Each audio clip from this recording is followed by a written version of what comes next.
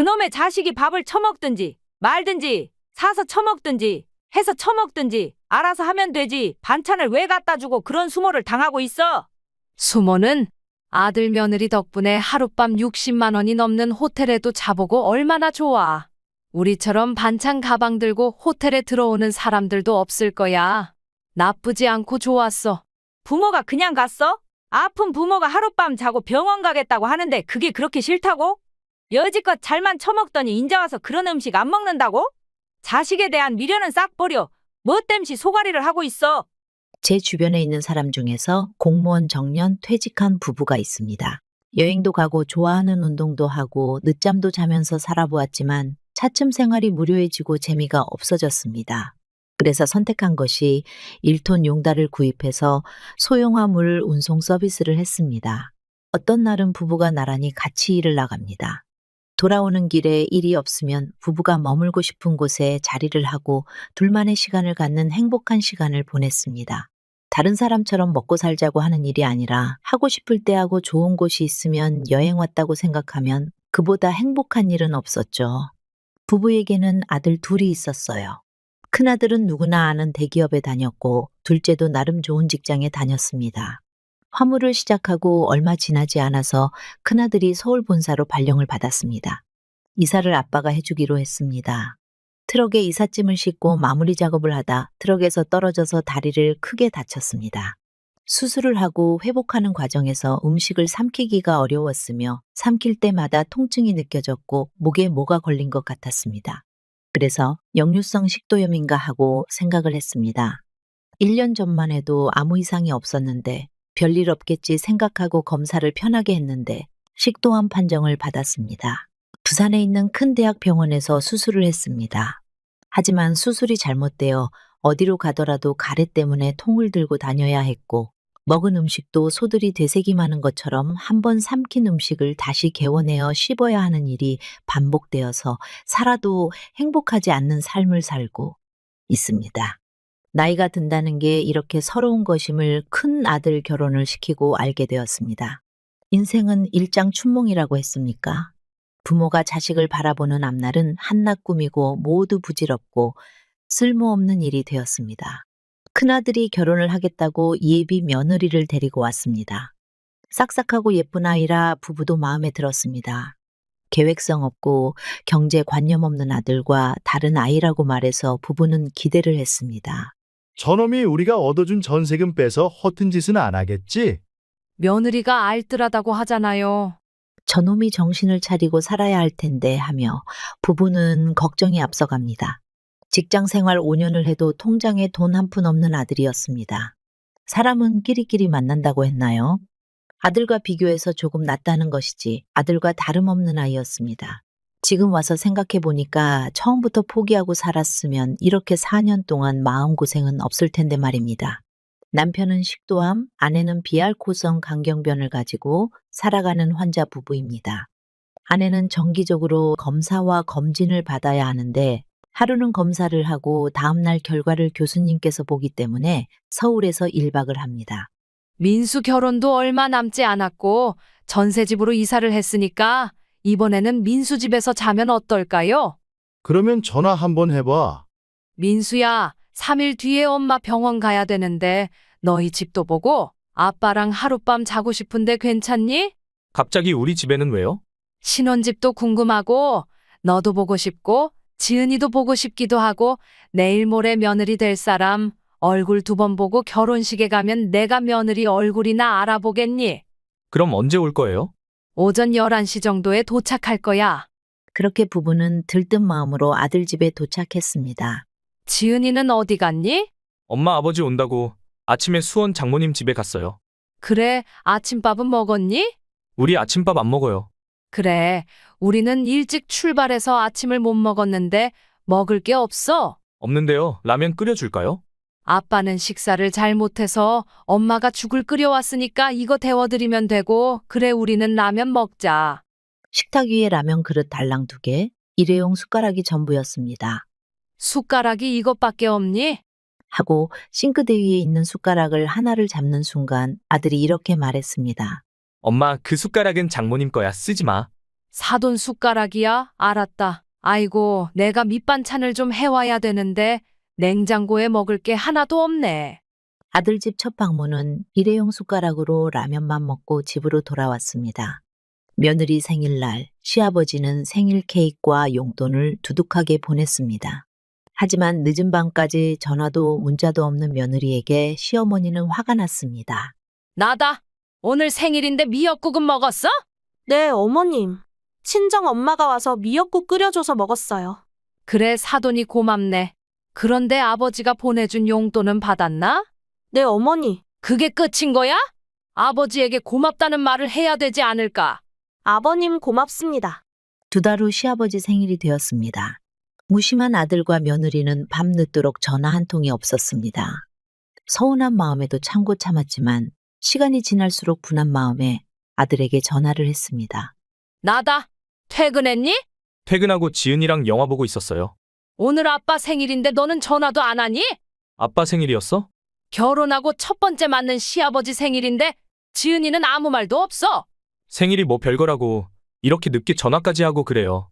케이크 하나 보내줄게요. 엄마랑 같이 먹으면 좋겠네요. 케이크 쿠폰이 날아왔습니다. 아버님 생일 축하합니다. 라는 메시지와 함께. 이후 부부는 병원 갈 때도 아들 집에 가지 않았습니다. 병원 근처 모텔에서 자고 검사를 받고 왔습니다. 몇 년이 지났습니다. 전셋집 옮긴다고 돈 빌려달라고 할 때 전화가 왔습니다. 명절에 집에 와도 자고 가는 일이 없었습니다. 집 근처 모텔에서 자고 아침에 들어왔습니다. 남의 집에서 잠을 잘 수가 없다고 했죠. 모텔은 자기 집인가 하고 서운한 마음이 들기 시작되었습니다. 아들이 집에 오는 것이 부담스럽고 싫어졌습니다. 부모가 자식을 싫어하니까 자식이 부모를 싫어하는 걸까요? 차츰 아들과 사이가 멀어져 가는 것을 느꼈습니다. 나이가 드는 것이 이 부부는 화가 났습니다. 남편의 건강도 아내의 건강도 급속도로 나빠지기 시작했습니다. 서울병원에 갈 때마다 입원이 마지막이 될 수 있다는 생각이 자주 들었습니다. 이번 병원에 갈 때 민수 집에 한번 가볼까? 손녀도 보고 싶고. 그럽시다. 죽을 때가 돼서 그런가 손녀가 보고 싶네요. 며칠 동안 준비한 밑반찬을 들고 아들 집으로 갔습니다. 퇴근 시간 맞추어서 아들 집에 도착을 했지만 아들 내외는 퇴근 전이었습니다. 아들에게 전화를 했지만 전화 연결이 안 되었습니다. 며느리는 차가 막혀서 조금 늦는다고 했습니다. 비번을 알려주면 들어가서 기다리겠다고 해도 잠시 후면 도착한다고 기다려달라고 했습니다. 부부는 비 오는 거리를 2시간을 배회하고 며느리가 도착했다는 전화를 받았습니다. 늦게까지 고생이 많구나. 그리고 수지는 어디 있어? 어머님 오신다고 해서 친정 엄마가 데리고 갔어요. 뭐라고 말하는 거야? 우리는 수지가 보고 싶어 왔는데 수지를 보냈다고? 수지가 낯가림이 심해서요. 사돈이 고생이 여전히 많구나. 배고프다. 저녁은 먹어야 될 것 같은데. 식사 안 하셨어요? 반찬이 하나도 없는데. 이거 엄마가 밑반찬 좀 만들어 왔으니까 이것으로 한 숟가락 먹자구나. 다음에는 반찬하지 마세요. 우리 이런 음식 안 먹어요. 보내주신 음식들도 냉장고에서 처박혀 있다가 버린다고 애만 먹었거든요. 여기는 음식물 버리는데 돈 들어가요. 그러니까 이 반찬은 어머님께서 가져가셔서 드세요. 엄마가 내일 병원 가는데 이거 들고 다닐 수가 있니? 그럼 놔두세요. 제가 처리할게요. 며느리가 냉장고 문을 열고 닫고 분주하게 움직이더니 밥상이 차려졌습니다. 이 집에는 그릇이 없나 봅니다. 큰 접시에 마트에 사온 냉동 김치 볶음밥만 올라왔습니다. 일회용 숟가락은 필수인가 봅니다. 숟가락이 없나 보구나. 여보, 집에서 올 때 제가 수저를 가지고 왔어요. 이것으로 식사합시다. 며느리 표정이 어두워졌습니다. 부부는 밥이 입으로 들어가는지 코로 들어가는지 허기진 배를 채우기 위해 먹기는 했지만 화가 났습니다. 아들이 퇴근하고 들어왔습니다. 오셨어요? 부모님에게 한마디 남기고 며느리하고 방으로 들어가면서 오늘 엄마, 아버지 저녁 준비한다고 힘들었지? 너네 부모는 왜 이렇게 막무가내야? 남의 집에 올 때는 의논하고 허락을 받아야 되는 것 아니야. 일방적으로 오겠다고 통보하고 오면 어떡해? 아들이 거실로 나와 엄마, 다음부터 우리 집에 올 때는 수지 엄마하고 의논하고 오세요. 우리 집에 안 오고도 병원 잘 다니더니 갑자기 왜 나타나서 시끄럽게 합니까? 아들 집이 남의 집이면 너도 내 자식이 아니겠구나. 우리가 여기 놀러 왔어? 몸이 아파서 병원에 온 거야. 그럼 몸은 어떤지 물어봐야지. 지나가는 사람도 지금 우리 보면 어디가 아픈지 물어볼 거다. 너희들은 아픈 부모는 보이지도 않는 모양이네. 이제부터 너희들도 우리 집에 다시는 올 필요 없다. 애들이 하는 말 가지고 당신까지 왜 이래요? 여보, 갑시다. 우리가 돈이 없어 남의 집에 와서 숟가락도 없는 밥 얻어먹고 있는 줄 아는데 이거는 아니잖아. 그만 갑시다. 부부는 늦은 밤 아들 집에서 나와 예약 가능한 호텔로 갔습니다. 수십만 원 하는 숙박비를 내고 이틀을 고급 호텔에서 지내면서 부부는 병원에 검사도 받고 진료를 받고 집으로 돌아왔습니다. 죽으면 가지고 갈 것도 아닌데 다음에도 좋은 곳에서 자고 좋은 음식을 먹으리라 생각을 했습니다. 어떤 좋은 음식보다 김치 하나 넣고 자식과 함께 먹는 밥이 부모는 제일 꿀맛 같은 밥일 겁니다. 자식들은 이런 부모 마음을 알 수 있을까요? 옛날에 저희 부모들이 어쩌다가 전화를 하면 항상 그런 말을 하셨잖아요. 전화해줘서 고맙다라고 그렇게 말했죠. 전화해줘서 고맙다. 와줘서 고맙다라고 했는데 그 말 뜻을 몰랐습니다. 자식을 키우고 나이가 들어보니까 전화해줘서 고맙고 찾아와 주는 자식이 고마워지는 부모가 되어 있었습니다. 얼마나 기가 막힌 세상입니까? 걸어가 보지 않으면 알 수 없는 길을 부모라는 이름으로 우리는 걸어가고 있습니다. 어쩌다가 부모가 자식을 모시고 살아가는 시대가 되어버렸을까요? 부모가 자식이 집에 오는 것이 싫고 자식이 부모 집에 오는 싫은 세상이 우리가 살고 있는 기가 막힌 세상입니다. 그냥 안 아프고 잘 살면 됩니다. 함부로 자식들에게 바라지 마십시오. 아들도 결혼하면 내 자식 아닙니다. 그냥 자식에게 마음 주고 상처받지 말고 마음 아파하지 마세요. 자식들도 그 세월은 비켜가지 않습니다. 자식들에게 묻고 싶습니다. 너네들은 안 늙을 줄 아니? 자식들이 늙어지면 아마 자기 부모에게 했던 것보다 더 혹독하게 당하면서 살아라고 말하면 저주를 퍼붓는 것입니까? 자식이 오면 오는 대로 가면 가는 대로 가만두고 살아가십시오. 왜 싫다는 사람에게 반찬해주고 욕을 듣습니까? 가진 것 다 주고 난 후 버림받고 억울하다 원망은 왜 하십니까? 자식이 내가 될 수 없습니다. 자식들처럼 그렇게 하고 살면 됩니다. 자식들에게 받은 대로 그대로 해주고 삽시다. 자식이 부모에게 하는 것처럼 그대로 부모도 자식에게 똑같이 하고 사는 방법을 어떻게 생각하십니까? 자식이 부모에게 하는 것처럼 우리 부모들도 그대로 돌려주면서 우리 인생 잘 살아보자고요. 이 방법 괜찮은 방법이라고 생각하시면 구독, 좋아요, 알림 설정 부탁드립니다. 인생 고개였습니다. 감사합니다. 할머니는 이제 할머니 집에 가. 할머니 집에 가라고. 왜 우리 집에서 살아? 엄마가 오라고 할 때 오라니까. 여러분이 만약 손자에게 이런 말을 들었다면 어떤 마음이 들까요? 7살짜리 철없는 아이가 말했다고 넘어가기에는 너무 가슴 아픈 말이잖아요. 안녕하세요. 이웃들이 살아가는 이야기를 전해주는 인생고개입니다. 요즘 날씨가 한여름 날씨같이 너무 더워졌죠. 오늘은 아파트 매매 잔금일입니다.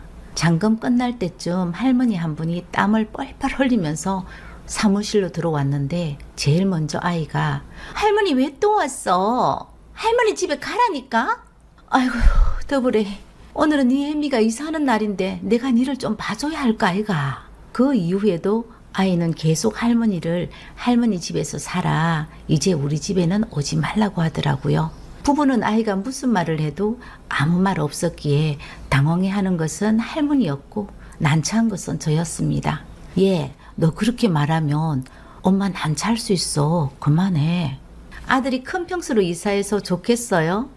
아닙니다. 내가 진정 엄마라요. 아, 그렇구나. 그러면 친할머니가 아니라서 그나마 좀 더 다행이네요. 시어머니 같으면 며느리 오해하기 딱 좋은 지금 상황이잖아요. 민수야, 그만해. 누가 들으면 내가 씻겠다고 하겠다. 딸 부부는 30평대 아파트를 팔고 40평대 아파트로 이사를 한다고 했죠. 결혼할 때 부모 도움 없이 집도 마련해서 잘 살았는데 이제 평수 넓은 데로 갈 수 있게 도와줘서 고맙다고 한 친절한 부부였습니다. 며칠 뒤에 알게 되었지만 이 말도 거짓말이었지만요. 잔금을 마무리하고 돌아갈 때 부부와 아이는 차를 타고 할머니는 남아서 딸 차가 사라질 때까지 쳐다보다가 발길을 옮겼습니다.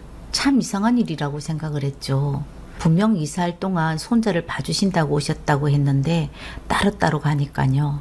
일주일 정도 지났을 때 그때 그 할머니가 역시 온 얼굴에 땀이 범벅이 된 채 날씨가 와 이래 덥노 하시며 사무실에 오셨습니다. 앞에 둔 시원한 물컵을 뚫어주라 보고만 있다 겨우 하는 말씀이 우리 딸 어디로 이사 갔는 줄 아는겨. 딸이 이사 간 곳은 할머니가 알지 제가 어떻게 알겠어요. 어디로 이사 갔는지 어디 가서 물어보면 알 수 있겠는겨. 딸 집에 가보시면 되잖아요. 어디로 이사 갔는지 나는 모르지. 이사하는 날 그때 헤어지고 딸을 만난 적이 없심더. 전화해도 안 받아서 딸 직장에 찾아갔는데 학원도 다른 사람에게 넘겼다고 하대예. 할 수 없어 사위에게 옆에 친구 전화로 전화를 하니까 받대요. 이사하고 집 정리한다고 바빠서 전화 못 드렸다고 정리 다 되면 나를 데리러 온다고 했는데 기다려도 소식이 없어 또 전화를 했는데 다른 사람이 전화를 받아서 그런 사람 없다고 했지. 그때 딸하고 차를 타고 갔으면 이사 간 곳을 알 수 있잖아요. 근데 왜 그때 딸하고 같이 차 안 타고 갔어요? 내가 차를 잘 못합니다. 안 서고 달리는 차는 그래도 참으면 탈 수 있겠던데 가다 서다 하는 차는 절대로 못 탑니다. 사위는 연구원이고 딸은 학원을 운영한다고 했습니다. 딸이 결혼하고 7년 만에 아이가 생겨서 손자가 뱃속에 있을 때부터 행여 잘못될까봐 걱정도 되고 딸이 일을 그만둘 생각이 없다고 같이 살자고 했다고 합니다. 그래서 시골에 있는 그 당시 누가 줘도 안 가져가는 땅만 남기고 집과 땅을 처분하고 시골 친구들이 말려도 딸 옆으로 작은 집을 마련하고 또 딸집도 사주고 딸이 원하는 학원도 차려주었다고 합니다. 손자가 뱃속에 있을 때부터 7살까지 총 8년 동안 딸네집 청소와 음식 그리고 육아까지 모두 다 했다고 했습니다. 아무리 어린아이가 하는 말이지만 할머니 집에 가라고 하는 말 들으면 속상하지 않았어요? 와요, 속상하지요. 그런 말을 시작한 것이 손주가 6살 되니까 하대요.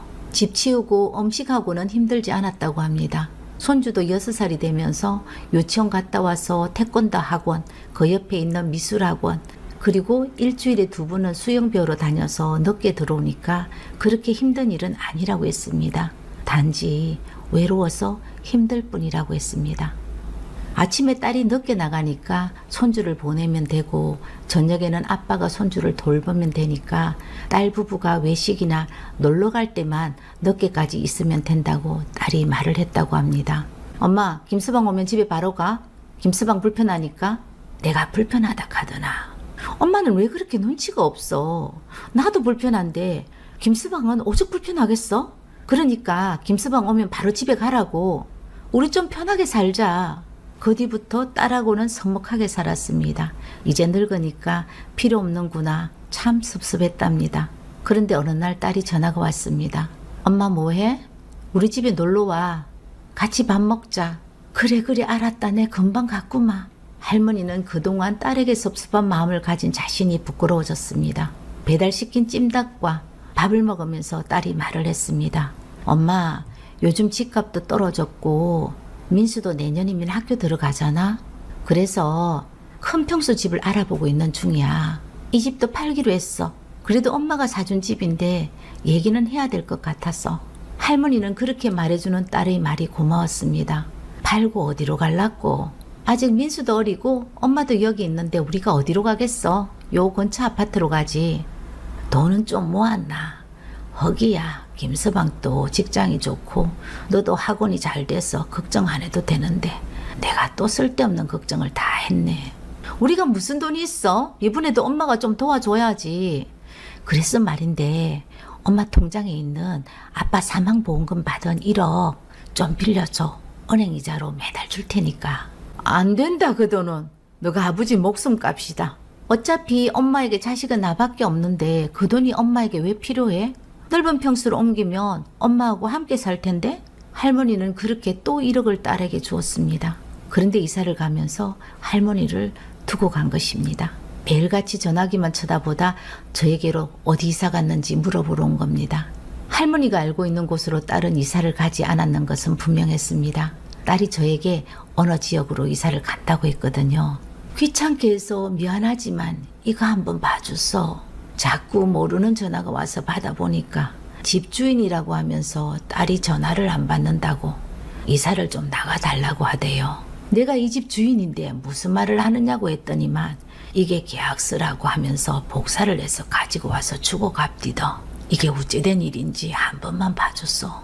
보증금 1,000만 원에 월 70만 원 월세 계약서였습니다. 등기부등본을 열람해 보았지만 할머니 집은 아니었습니다. 할머니 집이 아니라고 말씀을 드렸지만 그런 일이 없다고 할머니는 펄쩍 뛰었죠. 내가 이 집에서 8년을 살아심더. 이 집은 내 집 마심더. 할머니 이름 석자가 여기 이렇게 있잖아요. 난 글자 모름더. 그때도 딸이 내 손을 잡아줘서 겨우 이름을 썼는 기라. 그게 집 사는 계약서가 아니고 월세 사는 계약서라고 해. 참 그 집 딸 해도 너무하지 않습니까? 3개월 전부터 월세도 내지 않았더라고요. 할머니는 충격을 받았는지 미안하게 되심더 하고 집으로 돌아갔습니다. 또 와심더 몇 번을 생각을 해도 딸이 나를 여기에 버리고 간 모양입니다. 아짐에게는 내가 많이 부끄럽지만 한 가지만 더 부탁 좀 하입시다. 전화기가 약이 떨어지는지 어디가 고장이 났는지 불이 안 들어옴더. 오래된 폴더 전화기를 쑥 내밀어 줍니다. 한참을 충전을 하니까 전화는 되더라고요. 전화기 이제 됩니다. 요게 3번 맞지요? 나 믿고 잘 있었나? 춘자 할매다. 전화기 넘어 들려오는 여자의 목소리는 밝고 에너지가 넘치는 중년 여자였습니다. 나 믿고야 내 시골에 좀 데려가주면 안 되겠나? 여자와 긴 전화 통화를 하고 난 뒤 할머니 얼굴에 웃음이 묻어나왔습니다. 남이꼬는 할머니가 살던 시골의 이웃사촌이라고 했습니다. 통일교신도로 같은 통일교신도를 만나 결혼을 한 일본 여자라고 했습니다. 남편은 간질병으로 젊은 날 고생을 많이 했지만 항상 마을 사람들과 잘 지내는 딸보다 더 딸 같은 여자라고 했습니다. 남편이 죽어도 시부모님을 걱정히 모시는 사람이라고 했습니다. 시골에 있는 집도 땅도 모두 처분했는데 어떻게 사시려고요? 그래도 내가 살던 고향인데 내가 여기 오기 전까지 거기에서 태어나고 결혼하고 자식 놓고 다 살아온 곳이라 괜찮심더. 옛말에 내놓은 자식이 효자 노릇한다는 말이 있듯이 그때 쓸데없다고 처분도 못한 땅에 아파트가 들어온다고 2년 전에 아주 큰 보상을 받았다 카이. 그때 내가 왜 그랬는지는 모르겠는데 딸에게는 말해주기 싫어서 남이꼬에게 부탁하기도 하고 아파트 짓는 사람들이 여기로 와서 내 도장을 받아갔다 아닙니까? 돈 없는 늙은이라 나를 버려두고 갔는 딸이 알면 기절 초풍할 낌더. 아짐에도 내가 참 답답하지요. 아마 저도 할머니 연세에 이런 일을 겪었으면 딸에게 할머니처럼 내 가진 건 모두 주었을 겁니다. 우리 집에도 딸이 셋 있는데 딸들이 볼 때 너무 매정한 엄마인지는 모르겠지만 중학교 때부터 그 딸에게 말을 했거든요. 만약에 너희들이 아파서 지금 당장 죽는다 해도 엄마가 너를 대신해서 죽을 수는 없다. 너를 대신해서 죽을 수만 있다면 얼마든지 엄마가 죽을 수 있겠지만 그럴 수는 없는 일이지 않느냐. 엄마는 마음이 많이 아프고 힘들겠지만 너를 대신해서 엄마 아빠는 절대 죽을 수는 없는 것이다. 그러니까 너희들 인생은 너희들 것이고 엄마 아빠 인생은 따로 있다고 말을 했습니다. 엄마가 할 수 있는 것은 나쁜 길로 빠지지 않고 너희들이 옳은 길로 갈 수 있는 선택을 할 수 있도록 지원해 주는 것이 엄마 아빠의 몫이다라고 말을 했습니다. 난 너희들이 학교 다닐 때 공부를 한다고 하면 엄마 아빠 뼈가 어스러지더라도 너희들에게 지원을 해줄 수 있지만 그 지원을 다 하고 독립을 하면 조금의 재산이 남더라도 그거는 엄마 아빠 것이다. 절대 너희 것은 아니다. 그러니까 그건 바라지도 말라고 했거든요. 죽으면 100만 원이 남을지 빚이 몇 천만 원이 남을지 모르겠지만 재산도 빚도 안 남기기 위해서 열심히 살 것이고 단돈 100만 원이 남아도 난 내 자식에게 줄 생각은 없다라는 거죠. 부모에게 붙어 사는 자식 때문에 부모들 속상하고 이 골칫덩어리 좀 치워지기를 바라죠. 하지만 학교 졸업하고 독립을 해서 사는 자식들 밑으로 부모들이 아이들을 키워준다는 명목으로 독립된 생활을 종료시키고 다시 합가를 하잖아요. 그런 부모들 치고 끝이 좋은 부모들 별로 본 적이 없습니다. 섭섭하다, 괘씸하다, 서로 서운한 마음으로 독립이 아닌 분리되어 나오는 경우가 많다는 겁니다. 독립은 자식만 하는 것이 아니라 부모가 먼저 자식에게서 독립을 해야 합니다. 그래야 노후가 편해지는 법입니다. 캥거루처럼 자식을 품에 품고 사는 부모들, 자식에게서 독립이 꼭 필요합니다. 요즘 자식들 얼마나 이기적입니까? 자기들 필요하면 오라고 그랬다가 필요 없으면 등 돌리는 게 자식입니다. 이웃에 사는 사람보다 못할 때가 정말 많습니다. 자식이 필요하다고 자식 옆에 살거나 함께 살면 이게 바로 명을 단축시키는 지름길로 가는 길입니다. 조선길을 KTX 타고 가는 것과 같습니다. 그만큼 빠른 속도로 우리는 죽음의 길을 빨리 달리고 있다고 보면 됩니다. 내 자식을 위해서라면 이렇게 살다가 안 아프고 소리 소문 없이 그냥 죽으면 된다고 생각하지만 나이 들어서 안 아픈 사람이 어디 있습니까? 나이 들면 아픈 게 정상입니다. 안 아프면 좋겠다는 말보다 덜 아팠으면 좋겠다는 마음과 너무 길게 병으로 고생하지 않기를 바라야 할 것입니다. 자식 힘든다고 허리에 복대하고 무릎에 관절 주사 맞고 다리를 질질 끌면서 손자보고 딸내미 집에 가서 청소해주고 김치 담아주고 그렇게 살잖아요. 그렇게 안 하셔도 됩니다. 하지 마십시오. 세상 부모들이 이것만은 꼭 기억했으면 좋겠습니다. 부모들이 자식에게 바라는 것부터가 잘못되었습니다. 인간은 어차피 혼자 왔다가 혼자 떠나는 것이 인생이거든요. 그러니까 자식에게 어떤 기대의 말도 하지 마십시오. 자식에게 해줄 수 있는 그 힘과 경제력이 있으면 그것만큼 내 주변 사람들과 같이 맛있는 거 먹고 그렇게 사시면 되는 거예요. 그리고 건강하게 사는 게 즐거운 인생입니다. 자식들이 부모가 돈으로 보이고 자식이 노후보험으로 보일 때부터 서로 간의 그 관계는 굉장히 불편해진다고 봅니다. 그렇잖아요? 돈이 떨어지면 자식은 부모에 대한 기대치가 없어지고 돈 없는 부모는 노후를 위해 들어둔 보험이라고 생각하니까 자식에게 기대치가 높아질 겁니다. 그 관계가 얼마나 힘들겠습니까? 자식들 안 온다고 기다리지 마십시오. 무소식이 희소식이라고 생각하면서 사는 것이 건강에 좋습니다. 자꾸 전화 와서 사네 못 사네 소리 안 듣는 것만 해도 자식에게 고마워해야 합니다. 저 또한 딸이 셋이 있다고 했잖아요. 대학 졸업하고 직장 생활하면서 다 나가서 삽니다. 많이 보면 1년에 4번 봅니다. 우리 둘째 딸 같은 경우에는 1년에 1번 볼 때도 있습니다. 워낙에 여행 가는 걸 좋아하니까 처음에는 엄마 나하고 어디 가요? 같이 가자고 하던데 제가 움직이는 걸 싫어해서 거절하니까 그때부터 여행 가자 소리를 안 하더라고요. 연휴 때는 배낭 메고 혼자 여행을 떠나기 때문에 집에 오지 않습니다. 그래도 전 하나도 서운하지 않습니다. 저 같은 경우에는 자식들인데 전화도 잘 안 하는 편입니다. 혹시나 전화할 때 자고 있지 않나? 혹시나 전화하면 지금 일하고 있는데 방해가 되지 않나? 그런 생각이 들어서 전 전화를 잘 하지 않는 편입니다. 필요하면 전화 오겠죠. 전 딸에게 스트레스 안 받고 딸 역시 저 때문에 스트레스 받지 않습니다. 그러니까 자식들인데 너무 기대하지 말고요. 그냥 너무 자주 전화하지도 마십시오.